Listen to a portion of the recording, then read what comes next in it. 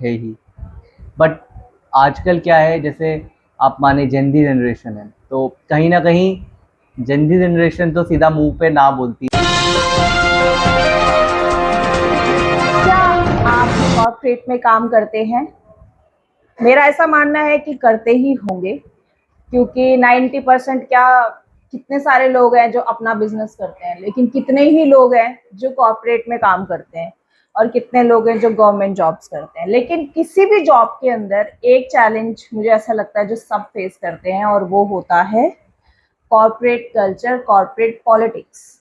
और corporate insides के बारे में आज हम डिस्कस करेंगे, और इसके लिए हमने जिन गेस्ट को बुलाया है उनका एक्सपीरियंस कॉर्पोरेट में, हिस्ट्री वर्किंग इन कॉर्पोरेट, और उन्होंने जो कुछ भी झेला है, जो कुछ भी उनके एक्सपीरियंसेस रहे हैं अच्छे और बुरे, उनको आज हम इस पॉडकास्ट में डिस्कस करेंगे उनके साथ। तो चलिए मिलते हैं, हमारे गेस्ट हैं Mr. Dipanshu Bhardwaj. He has in corporate experience, working in corporate experience from past more than 9 years, more so than it's 9 around a years. decade. ये बताइए दीपांशु जी, आप हमें ये बताइए कि जो कॉर्पोरेट कल्चर है, आप तो इतने सालों से कॉर्पोरेट में हैं, तो जो कॉर्पोरेट कल्चर और जो गवर्नमेंट सेक्टर में जॉब्स रहती हैं, जॉब सिक्योरिटी तो जाहिर सी बात है, गवर्नमेंट सेक्टर में तो जॉब सिक्योरिटी मानते हैं, इसलिए यूथ जितना भी है वो प्रेफर कर रहा है आज के टाइम पे जॉब्स, गवर्नमेंट जॉब्स की तरफ जाता है। लेकिन कॉर्पोरेट में आने से वो इसीलिए डरता है कि कहीं ना कहीं उनके मन में डर होता है कि कॉर्पोरेट में यार पॉलिटिक्स बहुत होती है। ठीक है, आपके फादर, हमारे फादर गवर्नमेंट सेक्टर से रहे हैं, लेकिन जब हम उनका एक्सपीरियंस सुनते हैं तो वो भी बताते हैं कि पॉलिटिक्स तो उनके ऑफिस में भी रही है। तो लेकिन कॉर्पोरेट में क्या ज़्यादा है, और क्या कॉर्पोरेट में आने से यूथ डर रहा है, और कॉर्पोरेट में अगर आते हैं तो क्या क्या चैलेंजेस हैं जो फेस करने पड़ते हैं? श्योर। तो मैं आपको हाल ही में अपना ही एक्सपीरियंस देता हूँ। जहाँ तक आपने बात करी पॉलिटिक्स की, पॉलिटिक्स तो नो डाउट है ही। बट आजकल क्या है, जैसे आप माने जेनजी जनरेशन है, तो कहीं ना कहीं जेनजी जनरेशन तो सीधा मुंह पे ना बोलती है, नहीं करेंगे, या लैपटॉप बंद कर दिया तो नहीं करेंगे। फंस जाते हैं हम लोग, क्योंकि हम उनसे पहली जनरेशन है। तो हम लोगों के अंदर वो करेज नहीं है कि हम ना बोल सके। उसके रीजंस हैं, फाइनेंशियल लायबिलिटीज लोगों ने ले रखी हैं। This is the one of the reason. आपका होम लोन जा रहा है, गाड़ी का लोन जा रहा है, ये जा रहा है, आप बोल के तो देखिए एक बार ना। जेंजी का भी जा रहा होगा, बट ठीक है, चला जाएगा, चला जाए, हमारा है ही क्या, we are alone. But the family basic person वो तो यही सोचता है ना, जो मैनेजर ने बोला है इसको सुन लेते हैं, कर देते हैं, समझ लेते हैं। तो एक फाइनेंशियल डिसीजन लेने से पहले, जिनके बच्चे पढ़ रहे हैं स्कूल में, आज नौकरी छोड़ दी तो कल क्या, कहाँ हमारे पास फाइनेंशियल बैकअप है। जिसके पास फाइनेंशियल बैकअप है, व्हाट ही विल डू, भाई जब तक फाइनेंशियल बैकअप है ठीक है, नई नौकरी ढूंढ लेंगे, नहीं तो प्रेशराइज पॉलिटिक्स तो है ही। एंड ये खाली एक टीम की बात नहीं है। आप देखिए अपर लेवल पे जैसे जैसे आप ऊपर ऊपर जाते रहेंगे, आपको क्लियर पिक्चर बैकग्राउंड समझ में आता रहेगा कि ये जो है ऊपर से ही थोपा जाता है, प्रेशराइज किया जाता है। कितने इंसिडेंट में आप देखेंगे। तो हम ये माने कि जो मैनेजर हमें उंगली करता है, वो मैनेजर क्यों उंगली करता है हमें तब पता चलता है जब हम मैनेजर बनते हैं, और फिर हम ऐसा सोचते हैं कि ये जिसका उंगली करना जस्टिफाइड था। हाँ, था तो जस्टिफाइड। नहीं नहीं, ऊपर से उंगली होती है वो बात आपकी ठीक है, बट क्या होता है ना, कुछ लोग क्या करते हैं, ऊपर का प्रेशर नीचे, देखिए यही होता है, वो मूवमेंट ऊपर से प्रेशर पड़ता है तो नीचे ही वो फॉल डाउन होता है एवरीवेम। लेकिन जरूरी नहीं है कि हर व्यक्ति के साथ ये केस हो, वो नीचे वाले से भी प्रेशर झेल रहा है। अगर आपकी टीम अच्छा परफॉर्म कर रही है, लेकिन फिर भी आपको बोले जा रहा है कि आप कुछ नहीं करते हो, आपकी टीम कुछ नहीं करती है, तो इसका तो आपके पास कोई जवाब और जस्टिफिकेशन आप कितना भी दे दो, आप कुछ नहीं कर पाओगे। क्या आपने कभी ऐसा फील किया है कि कॉर्पोरेट में टारगेट किया जाता है किसी एक पर्सन स्पेसिफिक को, अगर क्योंकि वो ईगो स्पेसिफिक होता है कोई इंसान या कोई अपर मैनेजमेंट में, तो वो उस पर्सन को ही स्पेसिफिकली टारगेट करते हैं अगेन एंड अगेन, और चाहे वो अच्छा भी परफॉर्म कर रहा हो, नो मैटर। तो ये चीजें होती हैं क्या बड़े एमएनसीज में भी, छोटे मेरे पिछले कॉर्पोरेट्स में प्रोजेक्ट भी? में ही मेरे साथ हुई है। तो द पर्सन, वो जो मैनेजर था वो फ्रॉम यूके था, और कहीं ना कहीं उसको मैं नहीं पसंद था स्टार्टिंग से प्रोजेक्ट में। अच्छा। तो what he used to do, उसको किसी को टारगेट करना, there are 10 people in the team, तो always I am at the target. He never says कि हमसे तो कुछ नहीं बोलेगा कि एवरीथिंग इज डूइंग गुड, बहुत अच्छा चल रहा है, बहुत ये वो पीछे से मेल डालेगा। तो ऐसा तक भी हुआ है कि मेरे को कहीं ना कहीं डॉग बाइट हुआ, कुत्ते ने काटा, तो मुझे बहुत ज़्यादा चोट लगी थी मेरे पैर में। आई थिंक आपने भी देखा था, हाँ जी। काफ़ी ज़्यादा फूल गया था। जी, जी। तो मैंने छुट्टी ली थी उसके लिए, उसने कंप्लेंट डाल दी ऊपर ऊपर से लेके नीचे तक, मुझे शाम तक सबको जस्टिफिकेशन देनी पड़ी। तो देख लीजिए आप, और ऐसा एक नहीं 3-4 बार हो चुका, उसके बाद भी वो नहीं सुधरे। कि होता है ना कि like there has to be something, और वो फॉरेनर था बंदा, तो वो भी नहीं समझा। एंड नहीं, तो ये रियलिटीज भी, ये रियलिटीज नहीं है। होते। जो तो कॉर्पोरेट कल्चर है, ये सिर्फ इंडिया की ही बात नहीं कर रहे हैं हम। कॉर्पोरेट कल्चर फॉरेन में भी डिफरेंट ऐसा है। ही होता है। नहीं, फॉरेन वर्सेस इंडिया में आई कैन एक्सेप्ट कि वर्क फॉरेन में भी कल्चर पॉलिटिक्स, डिफरेंट होगा, हाँ, बट लेकिन politics too there, politics is too there. Hmm, foreign में क्या है कि आप अपना बंदा लेके आए हो, आपको ले आए हैं एज अ वीपी, अब आप अपनी टीम सेटअप करोगे इस कंपनी में, तो जो एग्जिस्टिंग है आप उनको बोलेंगे साइड हो, हम अपने बंदे ला रहे हैं, अपने अंदर अपना बंदा रखेंगे, अपना विश्वसनीय बंदा रखेंगे कि आपकी चीजें डगमगाए ना नहीं कंपनी में। तो इस तरीके की चीजें होती हैं। और मोस्टली प्रोडक्ट बेस में ज्यादा मैंने ये देखा है कि अगर कोई नया बंदा आ गया तो वो इतना ज्यादा रीशफलिंग चीजों में करता है, इतनी ज्यादा रीशफलिंग करता है कि जो एग्जिस्टिंग बंदे हैं उनको जाना ही पड़ता है, चाहे मजबूरी में रिजाइन करके जाए, चाहे वो खुद से रिजाइन करके जाए, या जैसे भी, मतलब डिस्प्लेस करने के लिए वो आपको, आपसे जूनियर को बना देगा, आपके ऊपर बैठा देगा। तो फिर आपको लगेगा, में तो हाँ, बंदा खुद ही तो छोड़ फिर उस देता सिनेरियो में आप क्या करेंगे? उस सिनेरियो में तो आपको जाना ही पड़ेगा कि आप सोचोगे ये डिसरिस्पेक्ट है। हाँ, आप नहीं बना रहे हो तो मुझसे एक्सपीरियंस वाले को आप बना ऐसा दो। भी मानते हैं, आपको ऐसा लगता है कि वैल्यू फॉर पर्सन नहीं है, चाटुकारिता ज्यादा है कॉर्पोरेट में, क्योंकि जो चाटेगा वही आगे बढ़ेगा। मुझे अभी करंट इस मंत्र पे आप ऑर्गेनाइजेशन मानते हैं? में बिल्कुल मानता हूँ। मुझे करंट ऑर्गेनाइजेशन में 2.5 साल हो गया है, और काम से रिलेटेड कोई प्रॉब्लम नहीं है, ठीक है, काम से related there is no complain कि ये नहीं हुआ वो नहीं हुआ। बट आज तक मैंने देखा, ऑब्जर्व किया कि मुझे एक भी अवार्ड नहीं मिला है। तो वो अवार्ड जो मिलते हैं आपको, वो इसी बेसिस पे मिलते हैं जो लिंक्डइन पे डाले जाते हैं, जो अलग अलग जगह डाले जाते हैं, स्टेटस पे डाले जाते हैं। जेन्युइन भी मिलते होंगे, मैं ये नहीं बोल रहा हूँ, 10% जेन्युइन भी मिलते होंगे, बट 90% वो वही है। जो चाटुकारिता वाली आपने रेंज बताई है, 90% वो और वही इंडिया है। के अंदर ही हमारा एक कल्चर है, north culture and south culture, ठीक है। जो भी हमारी इंडिया की पब्लिक सुन रही है उनको पता होगा कि north and south there conflict. अगर हम कॉर्पोरेट में बात कर रहे हैं तो जैसे कि ऑफिसेज, देयर आर ब्रांचेस ना, सी, तो अगर आप I'm एक understanding टीम में अगर नॉर्थ के भी बंदे हैं और साउथ के भी बंदे हैं, and there manager is from the south और फ्रॉम द हैदराबाद टीम और द बेंगलोर टीम, तो he will prefer the south candidate, a team member only for any kind of promotions or any kind of recognitions. If the project जो है आपका दक्षिण से run हो रहा है तो अवश्य ऐसा ही होता है। और आपने अभी बात बोली तो मुझे याद आ गया, मैं 5 से 6 बार इस तरीके का रेसिज्म फेस कर चुका हूँ, ठीक है। मुझे अंदर से कभी कभी लगता है यार कि क्या है ये, हम कभी नहीं करते किसी के साथ। हम ये नॉर्थ इंडियन, या मैंने वेस्ट में भी इसे करता नहीं देखा। पुणे, मैं एग्जांपल विद द सिटी दूंगा आपको, मैंने पुणे, बैंगलोर, हैदराबाद, त्रिवेंद्रम, और मोस्टली पुणे, मुंबई, नोएडा, या फिर आप जितना गुरुग्राम, यहाँ मैंने इंटरव्यूज दिए हैं। नॉर्थ, वेस्ट और साउथ, ईस्टर्न से तो कभी नहीं दिया। मेरा always rejection ratio 95% from the south होता है, नॉर्थ और वेस्ट से 5% है। मैंने अभी तक 80+ इंटरव्यूज दिए हैं, मैंने आज तक वो लिख रखे हैं मैंने कब कब क्या किस स्टेट पे दिए इंटरव्यूज। तो मैंने फील किया है जितनी भी कंपनीज, मोस्टली जितनी बैंगलोर रिलेटेड जो रजिस्टर्ड हैं, मैंने वो फील किया है कुछ रेशिज्म है, ठीक है। 95% मैंने रिजेक्शन फेस किया। अगर रिजेक्शन है तो with in 10 minutes interview should be called off. भाई आप इंटरव्यू सवा घंटा क्यों चला रहे हो? 45 मिनट का इंटरव्यू आपने शेड्यूल किया है, आप सवा घंटा क्यों लेके जा रहे हो? सवा घंटे के बाद आप कह रहे हो the candidate is not suitable. तो भाई सवा घंटा, आप 45 मिनट से तभी जाते हो, आपको मजा आ रहा होगा इंटरव्यू में, तभी आप जाओगे। ऐसा तो है नहीं आपको, मुझे कुछ आता नहीं है और आप इंटरव्यू पे इंटरव्यू ले जा रहे हो, तो ऐसा तो मैंने नहीं देखा है। You decided with in next 15 initial 15 minute कि लेना है बंदे को, नहीं लेना है, लेट्स और ग्रिल करते हैं और चीजें करते हैं। तो ये मैंने फेस किया है। प्रोबेबली थोड़ा सा मेरा एक्सपीरियंस थोड़ा बेटर हुआ है हैदराबाद से, बट बैंगलोर से और केरला, त्रिवेंद्रम से तो मतलब मेरे को बिल्कुल उम्मीद नहीं है कि अगर वहां से कभी कहीं अप्लाई होकर कोई इंटरव्यू आता है तो मेरे अंदर ये डर नहीं होता है, मेरे अंदर ये डर नहीं होता है कि ये रिजेक्ट कर दे। मुझे अंदर ये डर होता है ये अननेसेसरी रिजेक्ट ना करे। There has to be some reason कि भाई अगर तुमको नहीं लेना है तो तू reject the application, don't waste our time, हमारा भी समय मत खराब करो। और जहां तक रही टीम की बात आपने कही, टीम में ये होता नहीं है, ये हो ही रहा है। तो ये सिर्फ जो कॉर्पोरेट कल्चर है ये है। अभी आप एग्जांपल लीजिए, टेक महिंद्रा कंपनी के द्वारा एक एम्प्लॉय बाहर बैठी है, उसने अपने बच्चे के लिए 2 दिन की छुट्टी ली है और वो बाहर सड़क पे बैठी है, उसको कंपनी से निकाल दिया। अब उनसे पूछिए ना क्या बीत रही है उस पर, सड़क पे बैठी हुई है वो लेडी, जिसकी नौकरी गई है उससे पूछिए ना।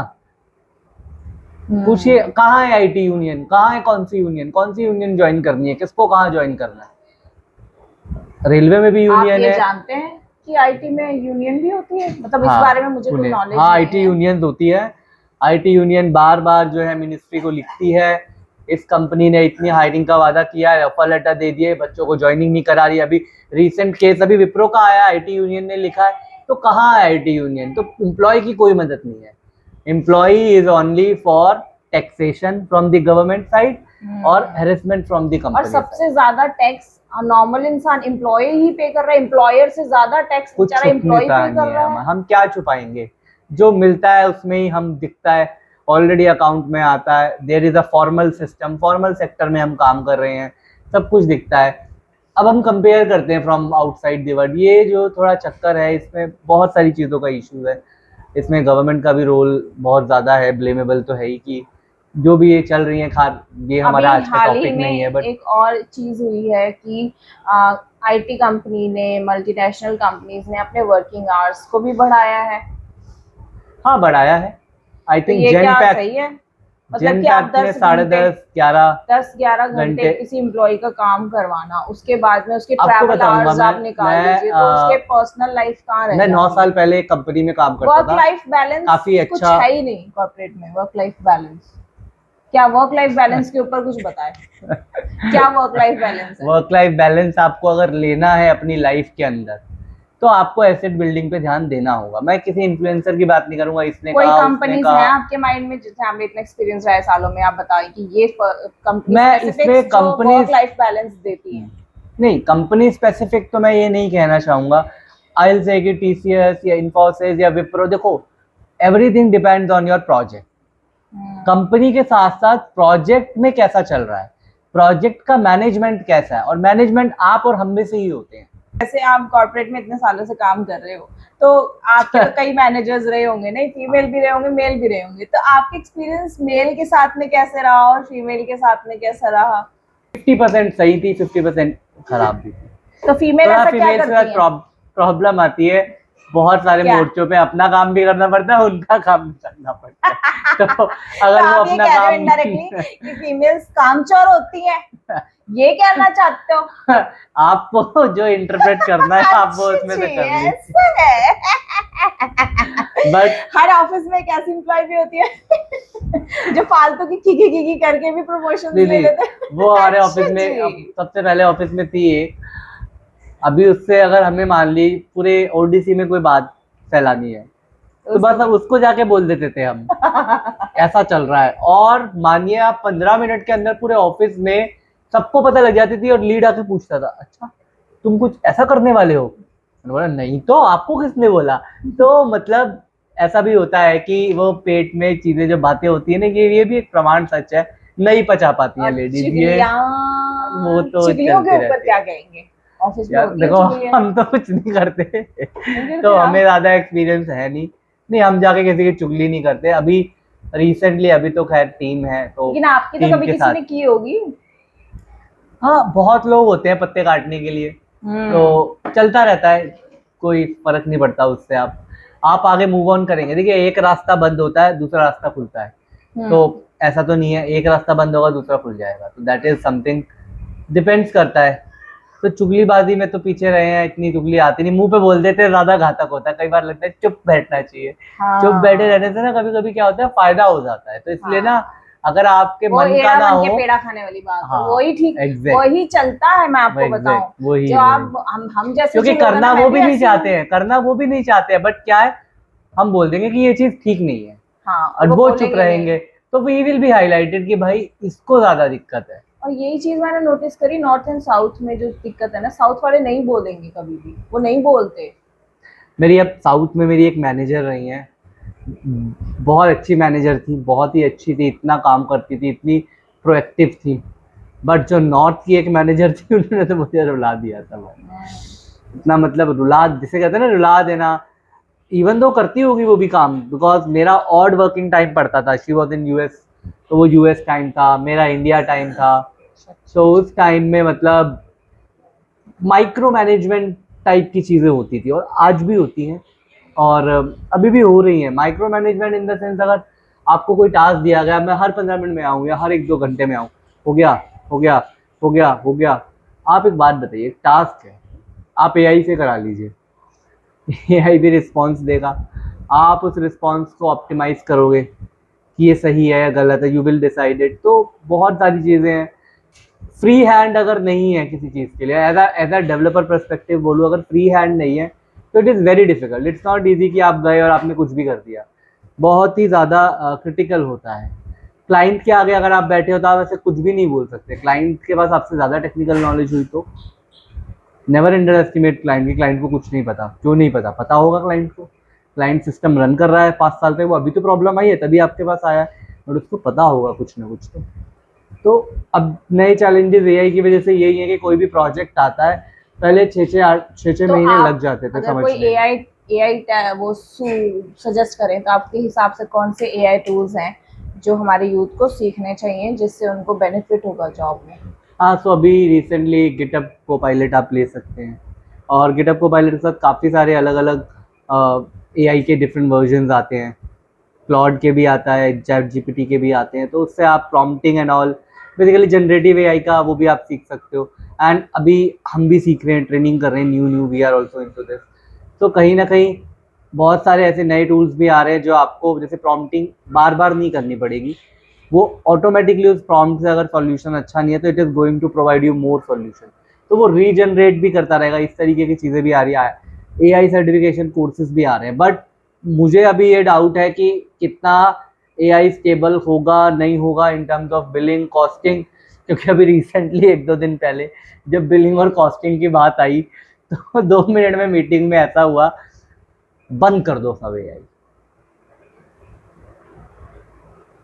तो ये भी हुआ, बंद कर दो पूरा एआई, हम नहीं देंगे कोई पैसा। तो क्योंकि एआई कंपनी को महंगा पड़ रहा है, कंपनी को कॉस्टिंग ज्यादा पड़ रही है, या और फिर उसने इसके बाद अब क्रॉस चेक भी करवाना पड़ रहा है हम एआई के उसमें काम कुछ को। बोल ही नहीं सकते, मैनेजमेंट आगे अगर बोल रहा है तो हम क्या बोल सकते हैं, management is paying for that ना। एंड हमें भी एक्सेस मैनेजमेंट नहीं दिया है अप्रूवल दे के, हमने तो खुद से लिया नहीं है, तो ऐसा भी हुआ। तो डिपेंड करता है आगे AI as a future, but कहीं ना कहीं जो आपकी स्किल्स है, तो देखो आपको एआई से लगता है कि पहले एआई के साथ जो ये आजकल वो डाला हुआ है खतरा खतरा खतरा, एआई आपकी जॉब ले लेगा, ऐसा कुछ है सच्ची कि नहीं? देखिए एआई जॉब ले लेगा, देखिए मैं कोई भविष्यवक्ता तो नहीं हूँ, बट कहीं ना कहीं एआई का यूसेज अभी जो हम कर रहे हैं वो फ्री बेसिस वाली चीजें कर रहे हैं। जैसे अब आप देखिएगा, जियो एयरटेल आया था फ्री फ्री फ्री, अब आप देखिए उन्होंने आज की खबर है सस्ते वाले रिचार्जेस सारे हटा दिए, मिनिमम 349 हो गया है। तो अगर कंपनी का मॉडल वायबल नहीं होगा, या माइट भी कुछ एक नया डेवलप होकर स्मॉलर मॉडल्स आ जाएं, थोड़े एफिशिएंट मॉडल्स आ जाएं, तो वो डिपेंड करता है कि कैसे एआई कैसे शेप लेगा। इवन अभी ग्लोबल मार्केट में भी आई डोंट थिंक तो किसी को पता होगा एआई कैसे शेप लेने वाला है, but everyone is racing to the AI because they need a project. तो क्लाइंट को एआई दिखा के प्रोजेक्ट लेने की बहुत ज़्यादा होड़ लगी हुई है, इसलिए everyone is talking about only the word is AI in the job.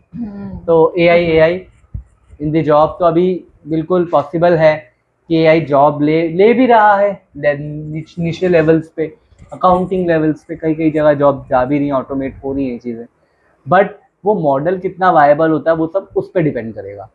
आज आपको एक मॉडल $1 का पड़ रहा है, कल को आपको वही मॉडल अगर $25 का कोई कर दे कंपनी, अपने प्रॉफिटेबिलिटी भी तो कमाएंगे ना। आज आप प्रॉफिटेबिलिटी की बात नहीं कर रहे हैं, आज आप लॉस लॉस में है सब कुछ। आपको लग रहा है एआई बबल फूटा भी तो है, कोरिया की स्टॉक मार्केट क्रैश भी हुई है, अगर वो 100-200% 150% गई भी है तो 50% क्रैश भी हो गई है उसमें से, यही रीजन रहा है। तो अभी आगे कैसे चलेगा एआई तो टोटली डिपेंड करता है अभी, बट फिलहाल तो अभी ये बबल ही है या नहीं है, कहना मुश्किल है, क्योंकि एडवांसमेंट टेक्नोलॉजी को आने में टाइम लगता है। ऐसा एक दिन में कोई भी टूल नहीं है जो आया और सब कुछ छा गया। It will take time. System को इंटीग्रेट करने में, चीज़ें करने में मे बी धीरे धीरे सुधार होते होते वो एक बेटर वर्जन बन जाए। एंड बट जॉब मार्केट पे फिर इफेक्ट तो आएगा ही। आज के लिए एक आखिरी सवाल है आपके लिए। तो आप मुझे ये बताइए कि सैलरीज जो हमें ऑफर की जाती हैं एम्प्लॉय लेवल पे, वो क्या एक सरकार को एक बेसिक कुछ उसमें बेसिक लेवल पे, मतलब कि कुछ है ही नहीं कंपनी टू कंपनी, कंपनी कुछ भी देती है एम्प्लॉय को, मजबूरी का फ़ायदा भी उठाते हैं और उतने हाइक्स नहीं देते हैं जितने दिए देने चाहिए एज पर मार्केट नॉर्म्स। तो ऐसा क्यों है कॉर्पोरेट में? हर अपनी दादागिरी सी ये लोग क्यों चलाते हैं कॉर्पोरेट में, और ना एक स्टेट पॉलिसीज और कंपनी? क्योंकि हमारे यूपी में जो स्टेट पॉलिसी जितनी मुझे पता है कि आप 8-9 आवर्स वर्किंग रह सकते हो, 9 आवर्स की यूपी के अंदर है, 10 आवर्स की नहीं है। लेकिन कंपनी 10 आवर्स तक भी करवा रही है, 10-30 आवर्स भी करवा रही है। तो जो अभी सेंट्रल गवर्नमेंट का न्यू लेबर लॉ आया, आपको लग रहा है कोई फॉलो हो रहा है? तो क्यों नहीं फॉलो होता? ये कंपनीज के ऊपर कोई क्योंकि ऐसा हमारे surveillance यहाँ क्यों नहीं है? Accountability is only on the paper from the government side. कोई अकाउंटेबिलिटी नहीं है हमारे यहाँ। तब जागा जाता है जब कुछ हो जाता है, जब कुछ हो जाता है, राइट। उससे अभी पहले जब कोई क्लब नहीं में आग जागेगा। लग गई और होटल्स में आग लग गई तो सब जाग गए कि इन्होंने तो जी ये इतना तो परमिशन ही नहीं था और आपने इतने रूम्स बना लिए थे, तो सब पहुंच गए वहां पे। उससे पहले कोई इंस्पेक्शन नहीं हो रहा था। वो तंग गलियों में लोगों ने ऑफिसर 5 रूम की परमिशन आप 15 बना वो रहे हैं। ऑफिसर हमारी तरह काम नहीं कर सकते ना, गवर्नमेंट सेक्टर वाले, इसलिए वो चाहते ही नहीं है उन सब चीज़ों पे। और फिर कहीं ना कहीं जो है एम्प्लॉय भी सोचता है कि लेट्स चेंज द जॉब। इतना हेक्टिक, इतना प्रैक्टिकली, इतना सब चीज़ें हो रही हैं तो जॉब बदलते हैं। बट कहीं ना कहीं गलती गवर्नमेंट की है। अभी अभी आप देखिए बहुत सारी चीज़ों पे करेक्शन करना बाकी है। सेवरेंस पैकेज पे भी मैं एक बात कहना चाहूँगा। अभी सेवरेंस पैकेज जब ले ऑफ होता है तो आप उसको भी टैक्सेबल कर देते हो यार बंदे के लिए। उसको आगे जॉब नहीं मिली 2 साल, फिर तो गवर्नमेंट दे रही है क्या? नहीं दे रही है गवर्नमेंट। आपने हर चीज़ टैक्सेबल कर दिया। कोई ले ऑफ से रिलेटेड कई कंपनियां पैसे दे देती हैं ले ऑफ करने के बाद, 3-3 महीने की सैलरी या मोर देन दैट भी देती हैं। कई कंपनी देती ही नहीं है, 1 महीने का देती है। सो कोई रेगुलेशन को फॉलो नहीं हो रहा है। बेसिकली रेगुलेशंस तो होंगे बट कोई उसको फॉलो नहीं कर रहा है। आप देखिए इतना बड़ा डिफॉल्ट तो ईपीएफओ एक में रेगुलेशन ये भी बनाना चाहिए ना सरकार को कि ये चीजें फॉलो हो रही है कि नहीं, उसकी कमेटी बना के कि वो चेक करें, रेगुलर चेक्स हों और वो कि चेक वो भी तो चीजें फॉलो हो गवर्नमेंट, रही हैं कि नहीं हो रही है। वो चीजें गवर्नमेंट लेकिन ऑफिसर ही हमारी चेक करेंगे, फिर हाँ, वही बात आती वही है। बात होती है कि वो लोग फिर नोटों से उनके नहीं, मुंह पर बंद कर आईटी दिए जाते आईटी हैं। मैं तो बहुत इनकम ओपनली टैक्स बात डिपार्टमेंट करूँ। में इनकम टैक्स डिपार्टमेंट में सब कुछ एआई से ये बिल्कुल इम्प्लीमेंट करके बहुत सारी चीजें कर रहे हैं। बट ऐसे इन सेक्टर्स में भी एक आइडिया दिया जा सकता है कि गवर्नमेंट वहाँ भी थोड़ी अकाउंटेबिलिटी, ट्रांसपेरेंसी। आप देखेंगे कई कंपनीज ऐसी हैं वो रजिस्टर्ड है बट उन्होंने गवर्नमेंट को पीएफ ही जमा नहीं किया 6-8 महीने का, बाद में वो बैंकरप्सी दिखा देती हैं। तो जिस एम्प्लॉय ने काम किया है 6-8 महीने, वो 6-8 महीने का पीएफ उसका चला गया, ना किसी ने डाला ही नहीं, और एम्प्लॉय का जो पैसा कटा था वो भी नहीं डाला है। तो उसके लिए कौन रिस्पॉन्सिबल है? अकाउंटेबिलिटी सेट और ये सब रूल्स एंड रेगुलेशन सारे अवेलेबल है। कहाँ कोर्ट में जाके उनके अगेंस्ट आप लड़ सकते हैं। फिरेगा। कल को मेरे खिलाफ भी कोई एक पॉइंट से कोई कह दे पॉडकास्ट में कि ये हम केस करते हैं, आप कहाँ तक लड़ लेंगे? आपके कुछ सुनहरे शब्द जो आप हमारी ऑडियंस के लिए कहना चाहेंगे? हाँ, ज़रूर से आप हमारा ये पॉडकास्ट देखिएगा और कोई त्रुटि हो तो आप हमें ज़रूर बताइएगा। कुछ करेक्शन करने की रिक्वायरमेंट है, भले ही थोड़ी लाइटिंग हो सकता है, कम हो, बट और कुछ अगर आप चाहें आप हमें लाइक और सब्सक्राइब करिए। आप ही के माध्यम से हम ये आज बनाने में सक्षम हुए हैं और हमारे सब्सक्राइब रीच को आगे अगर आप